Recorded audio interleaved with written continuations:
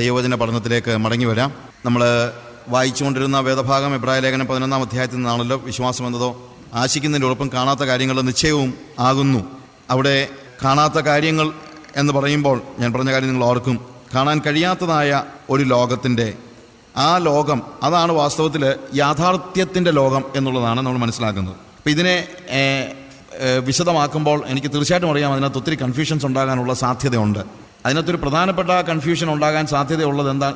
ഒന്നാമത്തെ കാര്യം, നമ്മൾ കാലങ്ങളായിട്ട് പഠിച്ചു വെച്ചിരിക്കുന്നതായ അല്ലെങ്കിൽ എന്താണ്, നമ്മൾ ബിക്കോസ് വേദപുസ്തകത്തിൽ പറഞ്ഞിരിക്കുന്ന കാര്യങ്ങളൊക്കെ വിശ്വസിക്കുന്നത് കൊണ്ട് ആ വിശ്വാസം നമ്മുടെ രക്ഷയ്ക്ക് പര്യാപ്തമാണ്. വേദപുസ്തകത്തിൽ പറഞ്ഞിരിക്കുന്ന കാര്യങ്ങളുടെ ഹിസ്റ്ററി മനസ്സിലാക്കിയതുകൊണ്ട് ആ കാര്യങ്ങൾ പര്യാപ്തമാണ് എന്നുള്ളൊരു ചിന്ത നമുക്കുണ്ട്. പക്ഷേ ദൃശ്യമായ ഈ ലോകത്തിൽ നടക്കുന്ന കാര്യങ്ങളുടെ അദൃശ്യ ലോകത്തിലെ പരിണിതഫലം എന്താണ്, അല്ലെങ്കിൽ എന്താണ് അതുകൊണ്ട് അതിൽ സംഭവിക്കുന്നത്? ഞാൻ അതുകൊണ്ടാണ് ഉദാഹരണം പറഞ്ഞത്. യേശു ക്രിസ്തു കാൽവറി ക്രൂശിൽ മരിക്കുന്നു. കാൽവറി ക്രൂശിൽ മരിക്കുമ്പോൾ അദൃശ്യ ലോകത്തിൽ എന്ത് സംഭവിച്ചു? ഇത് രണ്ടും കൂടെ ബ്ലെൻഡ് ചെയ്യുമ്പോഴാണ് നമുക്ക് യഥാർത്ഥത്തിൽ യേശു ക്രിസ്തു കാൽവറി ക്രൂശിൽ മരിച്ചതിൻ്റെ അർത്ഥം ഗ്രഹിക്കുന്നത്. ഞാൻ വേദപുസ്തകത്തിലെ 66 പുസ്തകങ്ങളും വിശ്വസിക്കുന്ന ആളാണ്. ഈ 66 പുസ്തകങ്ങളിൽ എഴുതിയിരിക്കുന്നതെല്ലാം ദൈവവചനമാണെന്ന് വിശ്വസിക്കുന്ന ആളാണ്. ഈ ദൈവവചനമാണ് നമ്മളെ നിലനിർത്തുന്നത് എന്ന് വിശ്വസിക്കുന്ന ആളാണ്. പാറമേൽ അടിസ്ഥാനോട് നിന്നുള്ള പുസ്തകം വായിച്ചാൽ നിങ്ങൾക്കറിയാം. എന്നാൽ വേദപുസ്തകത്തിൻ്റെ അക്ഷരങ്ങൾക്കപ്പുറത്തേക്ക് നമ്മൾ കടന്നു പോകേണ്ടതുണ്ട് എന്നും ഞാൻ ചിന്തിക്കുന്നു. വേദപുസ്തകത്തിൻ്റെ അക്ഷരങ്ങൾ വിശ്വസിക്കുന്ന ആളുകൾ, അല്ലെങ്കിൽ ആ അക്ഷരങ്ങൾ കൊണ്ട് എന്ന് വെച്ചാൽ നമ്മുടെ പ്രത്യക്ഷത്തിൽ നമ്മൾ വായിക്കുമ്പോഴത്തേക്കുണ്ടാകുന്ന ആ ഒരു ആത്മാവിലല്ലാതെയും വേദപുസ്തകം വായിക്കാം. ആത്മാവിലല്ലാതെയും നമുക്ക് ദൈവശാസ്ത്രം ഉണ്ടാക്കാൻ പറ്റും. ആത്മാവിലല്ലാതെ നമ്മൾ വേദപുസ്തകം വായിക്കുമ്പോൾ നമുക്കുണ്ടാകുന്നത് ഫെയ്ത്ത് അല്ല, അത് ഒരു ഇൻ്റലക്ച്വൽ എക്സസൈസാണ്.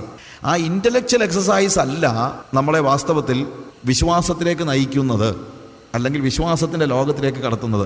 വിശ്വാസം എന്നത് കാണാത്ത കാര്യങ്ങളുടെ ഉറപ്പാണ്, അഥവാ കാണാൻ കഴിയാത്ത കാര്യങ്ങളുടെ ഉറപ്പാണ്. അതിനർത്ഥം വേദപുസ്തകം പ്രാധാന്യമുള്ളതല്ലെന്നല്ല.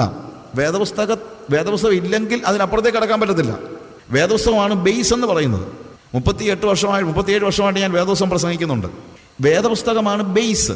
പക്ഷേ വേദപുസ്തകത്തിൽ കയറുമ്പോൾ, അല്ലെങ്കിൽ വേദപുസ്തകത്തിലേക്ക് നമ്മൾ പ്രവേശിക്കുമ്പോൾ, ദൈവത്തിൻ്റെ ആത്മാവ് ദൈവത്തിൻ്റെ മനസ്സോടെ അത് വായിക്കാൻ നമ്മളെ പഠിപ്പിക്കുകയാണ്. അങ്ങനെ ദൈവത്തിൻ്റെ മനസ്സോടെ വായിക്കുമ്പോഴാണ് ഇതിൻ്റെ ആന്തരികമായ അർത്ഥം നമ്മൾ ഗ്രഹിക്കുന്നത്. അവിടെ നമുക്ക് ദൈവം നമ്മളെ, ഇപ്പം യേശു കർത്താവ് യോഹന്നാൻ്റെ സുവിശേഷം 6-ാം അധ്യായത്തിൽ 5 അപ്പം കൊണ്ട് 5000 പേരെ പോഷിപ്പിച്ചു. അതിനുശേഷം ആളുകളെല്ലാം വന്നിട്ട് കർത്താവിനോട് അപ്പം ചോദിക്കുന്ന സമയത്ത്, അല്ലെങ്കിൽ വീണ്ടും യേശുവിനെ കാണാൻ വരുമ്പോൾ കർത്താവ് അവരോട് പറയുന്ന കാര്യമുണ്ട്, നിങ്ങൾ അപ്പം തിന്നു പക്ഷേ അടയാളം കണ്ടില്ല. എന്താ അതിൻ്റെ അർത്ഥം? യേശു 5 അപ്പം കൊണ്ട് 5000 പേരെ പോഷിപ്പിച്ചപ്പോൾ അതിനുള്ളിൽ മറഞ്ഞു കിടന്ന ദൈവികത, അല്ലെങ്കിൽ ഒരു ദൈവിക മർമ്മം തിരിച്ചറിയണമെന്ന് യേശു ആഗ്രഹിച്ചിരുന്നു. എന്താണ്? ഞാൻ ജീവൻ്റെ അപ്പമാകുന്നു എന്ന ആത്മീയ യാഥാർത്ഥ്യം ഭക്ഷണം കഴിച്ചപ്പോൾ അവർ തിരിച്ചറിയണമെന്ന് യേശു പ്രതീക്ഷിച്ചിരുന്നു. പക്ഷെ അവർ ഭക്ഷണം കഴിച്ചതല്ലാതെ ഞാൻ ജീവൻ്റെ അപ്പമാകുന്നു എന്നുള്ളത് അവർക്ക് ഗ്രഹിക്കാൻ കഴിഞ്ഞില്ല. എന്തുകൊണ്ട് കഴിഞ്ഞില്ല?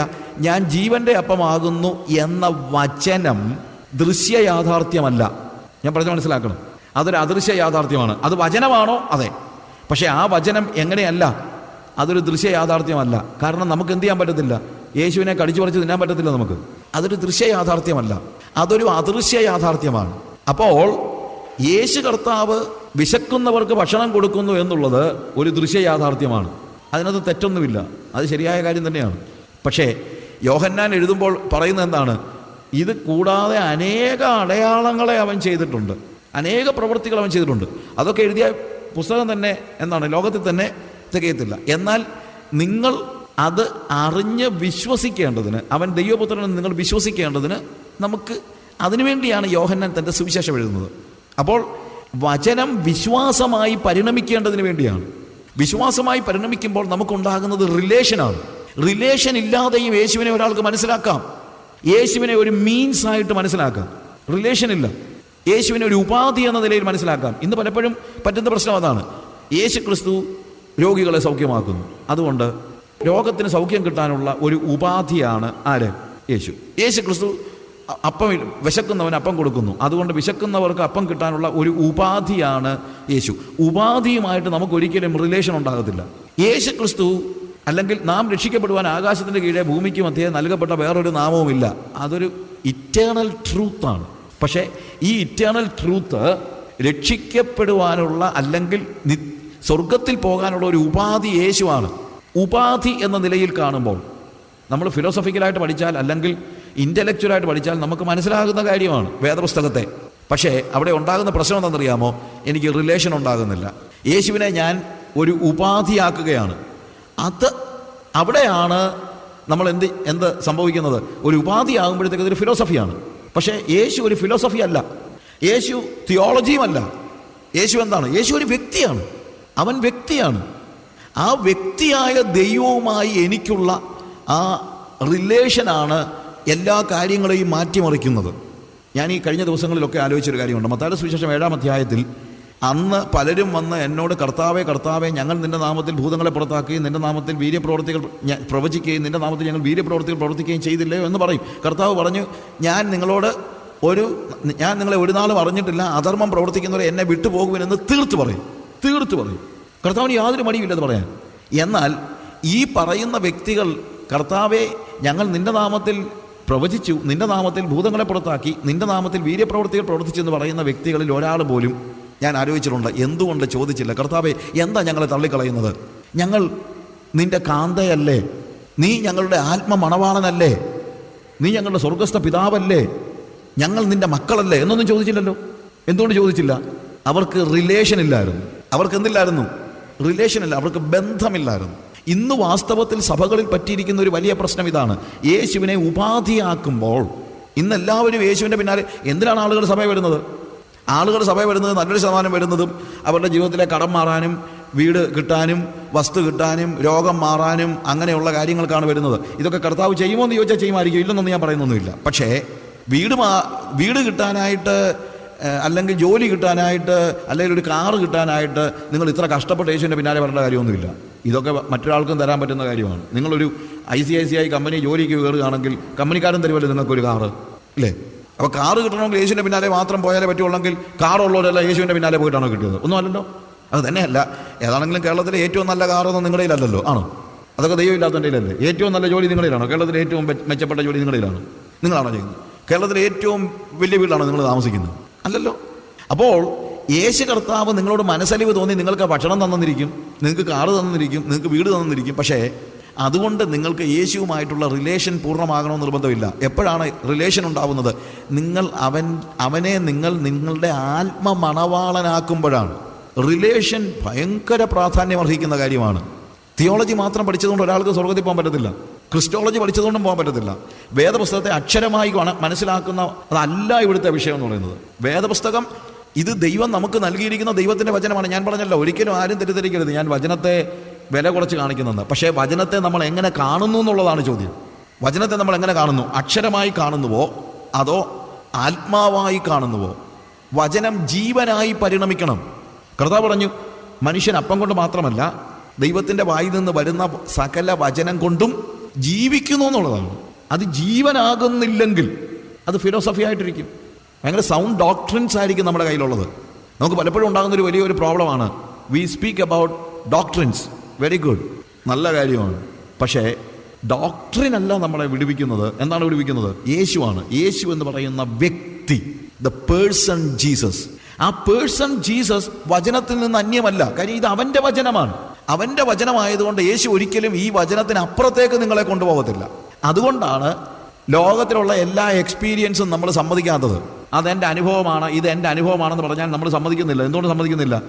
ദൈവത്തിൻ്റെ പരിശുദ്ധാത്മാവ് ഒരിക്കലും ദൈവവചനത്തിന് വിരുദ്ധമായ ഒരു അനുഭവത്തിലേക്ക് നിങ്ങളെ കൊണ്ടുപോകത്തില്ല. അങ്ങനെ കൊണ്ടുപോകുന്നെങ്കിൽ അത് ദൈവത്തിൻ്റെ ആത്മാവല്ല. കാര്യം കർത്താവ് പറയുന്നുണ്ട്, അവൻ വന്ന് എനിക്കുള്ളതിൽ നിന്ന് നിങ്ങൾക്ക് എടുത്തു തരുമെന്ന്. കർത്താവ് തന്നതിൽ നിന്ന് അല്ലെങ്കിൽ കർത്താവിൻ്റെ വചനത്തിൽ നിന്ന് മാത്രമേ പരിശുദ്ധാത്മാവ് നമ്മളെ പഠിപ്പിക്കത്തുള്ളൂ. ഇതിനപ്പുറത്തേക്ക് ദൈവം നമ്മളെ പഠിപ്പിക്കാനായിട്ട് പരിശുദ്ധാത്മാവിനെ ദൈവം അയച്ചിട്ടില്ല. അതുകൊണ്ട് കഴിഞ്ഞ നാളുകളിൽ അതൊന്നും ആർക്കും മനസ്സിലായില്ല. ഇപ്പോഴാണ് നമുക്ക് മനസ്സിലായത്. അതുകൊണ്ട് എനിക്ക് പുതുതായിട്ട് ദൈവാത്മാവ് വെളിപ്പെടുത്തിയതാണെന്ന് പറഞ്ഞ ഒരു ആൾ വെളിപ്പാടുമായിട്ട് വന്നാൽ നിങ്ങൾ അക്സെപ്റ്റ് ചെയ്യേണ്ട കാര്യമില്ല. അങ്ങനൊരു വെളിപ്പാടിനെ കുറിച്ചല്ല ഞാൻ ഫെയ്ത്തിൻ്റെ കാര്യത്തിൽ പറയുന്നത്. ഫെയ്ത്ത് എന്ന് പറയുമ്പോഴത്തേക്ക് എനിക്കുണ്ടാകുന്ന വെളിവുകേടുകളൊന്നുമല്ല. ഫെയ്ത്ത് എന്ന് പറയുന്നത് എന്താണ്? വെളിപ്പാടെന്ന് പറഞ്ഞാൽ വചനത്തിൻ്റെ വെളിപ്പാടാണ്. കാൽവറി ക്രൂശിൽ യേശു കർത്താവ് മരിച്ചു എന്ന ചരിത്ര യാഥാർത്ഥ്യം. ആ കാൽവറി ക്രൂശിൽ യേശു മരിക്കുമ്പോൾ എൻ്റെ പാപത്തിന് പകരമായി മരിച്ചു എന്ന തിരിച്ചറിവ്. ചരിത്രത്തിൽ യേശു ചെയ്ത കാര്യങ്ങൾ വിശ്വസിക്കുന്നത്, യേശു ക്രിസ്തു എന്താ രോഗികളെ സൗഖ്യമാക്കി, യേശു ക്രിസ്തു ഭൂതഗ്രസ്തരെ സൗഖ്യമാക്കി, അല്ലെങ്കിൽ all the things that Jesus, the historical Jesus did. ചരിത്രത്തിൽ യേശു ചെയ്ത സകല കാര്യങ്ങളും വിശ്വസിക്കുന്നത് കൊണ്ട് മാത്രം നമ്മുടെ വിശ്വാസം പൂർണ്ണമാകുന്നില്ല. ഞാൻ പറഞ്ഞ മനസ്സിലാക്കണം. ചരിത്രത്തിൽ യേശു ചെയ്ത കാര്യങ്ങൾ നമ്മൾ വിശ്വസിക്കുന്നുവോ? ഞാൻ വിശ്വസിക്കുന്നുണ്ട്, 100% വിശ്വസിക്കുന്നുണ്ട്. I believe all the things. സ്പർജനോട് ഒരാൾ ചോദിച്ച ഒരു ചോദ്യമുണ്ട്, യോനായെ ഒരു മത്സ്യം വിഴുങ്ങി എന്നുള്ളത് നിങ്ങൾ വിശ്വസിക്കുന്നുണ്ടോ? ഇങ്ങനെ കഥകളൊക്കെ. സ്പർജൻ പറഞ്ഞതെന്നറിയാമോ? ഇനി മത്സ്യം ആ വലിയ യോനായെ വിഴുങ്ങിയെന്ന് പറഞ്ഞാലും ഞാൻ വിശ്വസിക്കും. കാര്യം വേദപുസ്തകത്തിൽ യോനായ മത്സ്യം വിഴുങ്ങിയെന്നല്ല, തിരിച്ച് യോന ആ വലിയ മത്സ്യത്തെ വിഴുങ്ങിയെന്ന് പറഞ്ഞാലും ഞാൻ വിശ്വസിക്കും. കാര്യം അത് വേദപുസ്തകത്തിൽ എഴുതിയതാണ്. അങ്ങനെ വേദപുസ്തകം വിശ്വസിക്കുന്ന ആളാണ് ഞാൻ. ലിറ്ററലായിട്ട് വേദപുസ്തകം വിശ്വസിക്കുന്ന ആളാണ് ഞാൻ. പക്ഷേ അത് ചരിത്രമായി എൻ്റെ തലയിലിരുന്നാൽ അത് ഫെയ്ത്ത് ആകത്തില്ല, അത് ജീവനാകത്തില്ല. ഞാൻ പറഞ്ഞതിന്റെ വ്യത്യാസം മനസ്സിലാക്കണം. അത് ജീവനാകണമെങ്കിൽ എന്താണ്? അതിൻ്റെ അദൃശ്യ യാഥാർത്ഥ്യങ്ങളിലേക്ക് നമ്മളൊന്ന് കടന്നു ചെന്നെങ്കിലേ പറ്റുള്ളൂ. യേശു ക്രിസ്തു കാൽവറി ക്രൂശിൽ മരിച്ചു കിടക്കുന്ന പാഷൻ ഓഫ് ക്രൈസ്റ്റ് കണ്ടു കഴിഞ്ഞാൽ ആർക്കാ കണ്ണിൽ കൂടെ കണ്ണുനീര് വരാത്തത്? പാഷൻ ഓഫ് ക്രൈസ്റ്റ് കണ്ടാൽ എല്ലാവരും കരയും. അത് പാഷൻ ഓഫ് ക്രൈസ്റ്റ് കണ്ട് കരഞ്ഞവരെല്ലാം സ്വർഗത്തിൽ പോകുമെന്ന് എനിക്ക് വിശ്വാസമൊന്നുമില്ല. ഞാൻ പറഞ്ഞത് നിങ്ങൾ മനസ്സിലാക്കണം. പാഷൻ ഓഫ് ക്രൈസ്റ്റ് കണ്ട് കരഞ്ഞവരെല്ലാം സ്വർഗത്തിൽ പോകും എന്നെനിക്ക് വിശ്വാസമില്ല. കാരണം അത് ചരിത്രത്തിൽ ആ ക്രൂശിൽ കിടക്കുന്ന യേശു ആരാണെന്നും എന്തിനു വേണ്ടിയാണ് അവൻ ക്രൂശിൽ കയറിയതെന്നും ഉള്ള യാഥാർത്ഥ്യം ചരിത്രത്തിലില്ല. ഞാൻ പറയുന്നത് ഗ്രഹിക്കാൻ കഴിയുന്നുണ്ടല്ലോ. അതുകൊണ്ടാണ് ചരിത്രത്തിനപ്പുറത്തെ കാണാൻ കഴിയാത്ത കാര്യങ്ങളിലേക്ക് നമ്മൾ കടന്നു ചെല്ലണം എന്ന് എബ്രായ ലേഖനകാരൻ ഓർപ്പിക്കുന്നത്. വിശ്വാസം എന്നതോ ആശിക്കുന്നതിൻ്റെ ഉറപ്പും കാണാൻ കഴിയാത്ത കാര്യങ്ങളുടെ നിശ്ചയവുമാണ്. അപകടകരമാണെന്ന് വേണമെങ്കിൽ പറയാം. കാരണം കാണാൻ കഴിയാത്ത കാര്യമെന്ന് പറഞ്ഞ് മനസ്സിൽ തോന്നുന്ന കാര്യങ്ങളെല്ലാം വിളിച്ചു പറയുന്നതല്ല ഇവിടുത്തെ അർത്ഥം. ആർക്കും അങ്ങനെ വിളിച്ചു പറയാനുള്ള അവകാശം ഇല്ല. പക്ഷേ വേദപുസ്തകത്തിൽ ദൈവത്തിൻ്റെ ആ വെളിപ്പാട് ലഭിച്ചവർ, ഇതിനെ പൗലോസ് എന്തുകൊണ്ടാണ് കൊലോസ്യ ലേഖനത്തിൽ എനിക്കെതിരെയുള്ള കൈയെഴുത്ത് ക്രൂശിൽ തറച്ച് നടുവിൽ നിന്ന് നീക്കിക്കളഞ്ഞെന്ന് പോൾ എങ്ങനെയാണ് എഴുതിയത്? That is revelation. അത് വെളിപ്പാടാണ്, ഇല്ലേ? am I right? അത് ചരിത്ര യാഥാർത്ഥ്യമല്ല. ചരിത്രത്തിനപ്പുറത്ത് എനിക്ക് കാണാൻ കഴിയാത്ത യാഥാർത്ഥ്യമാണ് പോൾ എഴുതുന്നത്. I truly believe it because it is written in the word of God. അതിനപ്പുറത്തേക്ക് എനിക്ക് കയറി പോകേണ്ട കാര്യമില്ല.